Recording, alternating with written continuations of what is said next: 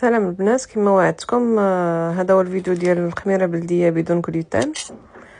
فهنايا عندي 2 معالق كبار ديال دقيق الحنطه السوداء او ساغازان، زدت عليهم 2 معالق كبار ديال الماء بارد، وكنزيد واحد شريحه او تمره، ممكن ديروا تمره بلاصه شريحه صافي. كيكون الخليط بهذاك الشكل اللي شفتوا صافي. وكنغطي هنايا العلبه وكنخليها تبات 24 ساعه. درت هادو البابي باش ما تدخل لها حتى حاجه، ما كنسدش عليها صافي. هذا اليوم الثاني كنزيد نفس كميه ديال دقيق الحنطه زائد 2 معالق كبار ديال الماء. يقدر يشرب لكم 3 المعالق، يعني على حسب الدقيق، كل واحد والدقيق اللي يشرى. المهم انا كيهز ليا 2 معالق كبار ديال الماء صافي. وكنغطيها عاوتاني الى اليوم الثالث.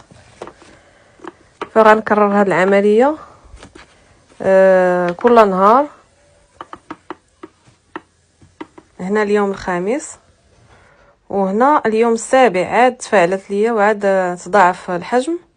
يعني في النهار السادس راه زدتها الطحين والماء، والنهار السابع عاد تفاعلت ليا بهذه الطريقه هذه صافي. وكنكرر نفس العمليه ديال الدقيق والماء، دائما دقيق الحنطه والماء. وليت كندير الماء غير عيني ميزاني، لانه وليت عارفه كيفاش خص يكون الخليط صافي. غنخلطها وغنخليها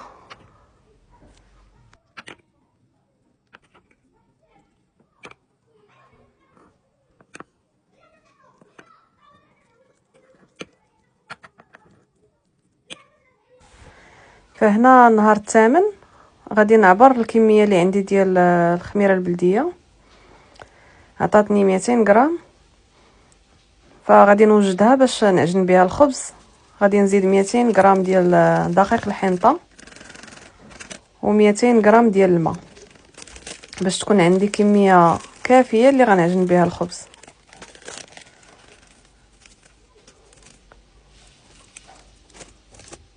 صافي. غادي نزيد الماء، غادي نخلط، وغادي نزيد الراس ديال معلقه ديال العسل، عسل حر، باش ياكتيفي لنا عمليه التخمير، كينشط الخميره صافي. ونغطيها بواحد المنديل حتى لا غد